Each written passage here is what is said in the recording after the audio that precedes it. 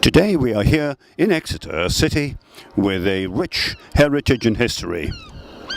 We will be visiting Exeter Cathedral, the Ship Inn in St Martin's Lane, the Turk's Head Tavern, the Guildhall, and the narrowest street in Britain, Parliament Street. Religion has always affected history in some way or another, and Exeter has a rich religious tradition. One of the most important English theologians was born in Heavitree Village in 1554. His name was Richard Hooker, and he is now remembered as one of the founders of Anglican theology.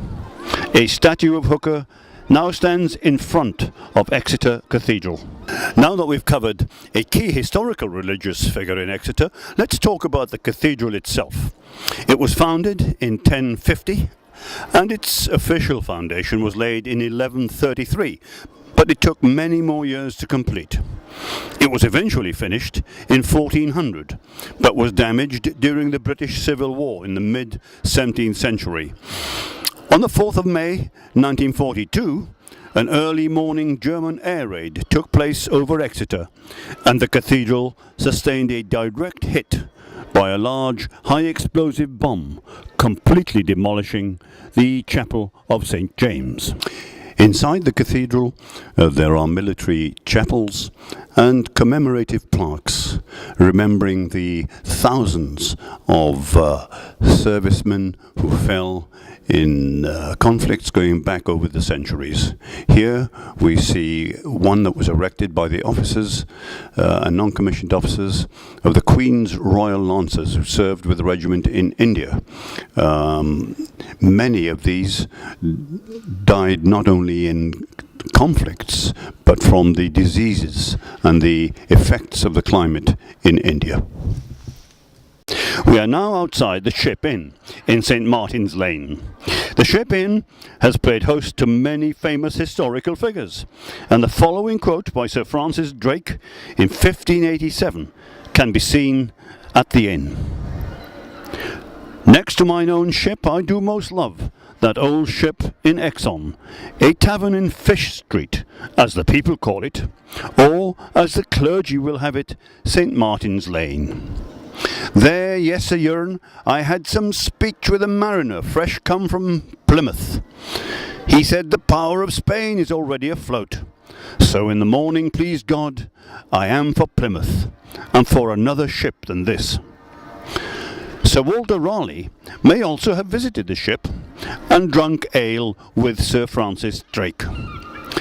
During the English Civil War, when Exeter was under siege, the royalist Captain Bennet billeted his troops in the inn, who wrote at the time, "I have quartered my men at the Ship Inn in St Martin's Lane, and an excellent place with good wine and victuals and forage."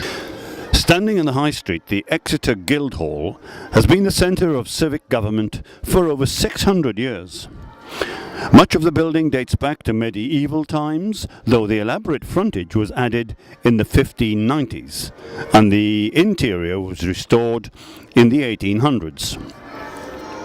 It has been claimed to be the oldest municipal building in England still in use, usually for official receptions, mayoral banquets, and some city council meetings. The Turk's Head has stood in the High Street for a couple of centuries. Charles Dickens met his wife Catherine during a visit to Exeter and married her in 1836. They went on to have 10 children before they separated in 1858. In the Turk's Head, Dickens thought up several characters based on real people, such as Mrs. Lupin and the Pecksniffs. He also did a reading of Christmas Carol in August 1858 at the Royal Public Rooms, which used to be on the site now occupied by Boots in the High Street. This is Parliament Street, a 50 metres long street linking the High Street in Exeter to Waterbeer Street, which dates from the 14th century. At about 0.64 metres at its narrowest and approximately 1.2 metres at its widest, it is considered to be the world's narrowest street by some of the locals, although this title actually belongs to the Spreihofstrasse in Reutlingen in Germany. It was formerly called Small Lane and was renamed when Parliament was criticised by the City Council for passing the 1832 Reform Bill.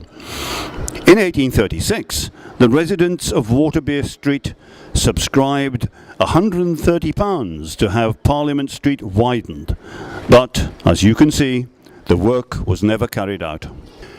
We finish our brief tour of Exeter in the 400-year-old Northern Hay Gardens. We've just had a taste of some of the fascinating historical facts about the city. There is evidence of a settlement on the banks of the River Exe as early as 250 BC, and the evolution of this city from that time would fill a very long television series. Now back to the studio.